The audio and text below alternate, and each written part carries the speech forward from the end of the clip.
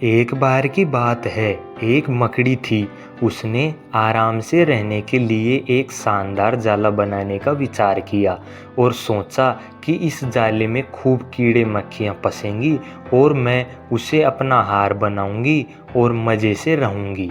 उसने कमरे के एक कोने को पसंद किया और वहाँ जाला बुनना शुरू किया। कुछ देर बाद आधा जाला बुनकर तैयार हो गया। यह देखकर वह मकड़ी काफ़ी खुश हुई। तभी अचानक उसकी नज़र एक बिल्ली पर पड़ी जो उसे देखकर लगातार हंस रही थी। बिल्ली को हंसते हुए देखकर मकड़ी ने बिल्ली से पूछा कि तुम क्यों हंस रही हो? तो बिल्ली ने जवाब दिया, हंसूं नहीं तो क्या करूं? यहाँ मक्खियाँ नहीं हैं, ये जगह तो बिल्कुल साफ सुथरी है। यहाँ कौन आएगा तेरे जाले में? ये बात मकड़ी के गले उतर गई। उसने अच्छी सलाह के लिए बिल्ली को धन्यवाद दिया और जाला अधूरा छोड़कर दूसरी जगह तलाश करने लगी।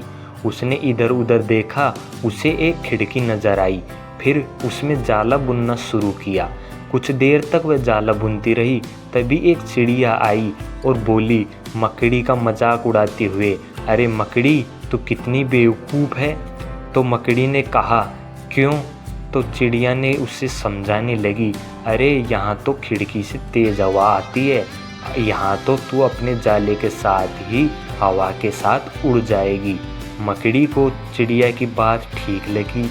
वह वहाँ भी जाला अधूरा बना छोड़कर सोचने लगी, अब कहाँ जाला बनाया जाए।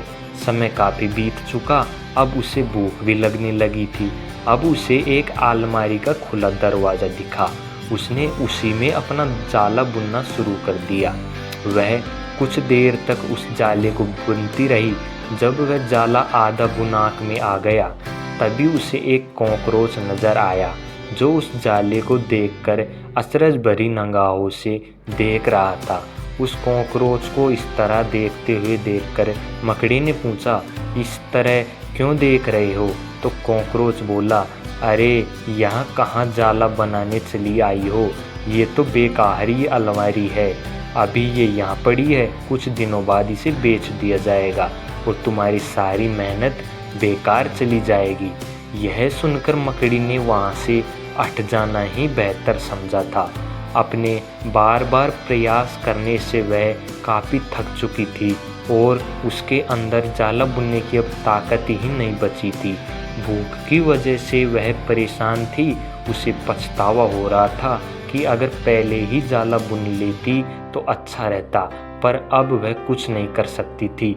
वह उसी हालत में पड़ी रही। जब मकड़ी को लगा कि अब कुछ नहीं हो सकता, तो उसने पास से गुजर रही चींटी से मदद करने का आग्रह किया। तो चींटी उसकी बात सुनकर बोली, मैं बहुत देर से तुम्हें देख रही थी। तुम बार बार अपना काम शुरू करती हो और दूसरों को कहने पर उसे अधूरा छोड़ देती हो, और जो लोग ऐसा करते हैं उनकी यही हालत होती है। और ऐसा कहते हुए वह चींटी अपने रास्ते चली गई और मकड़ी पछताती हुई निडाल पड़ी रही।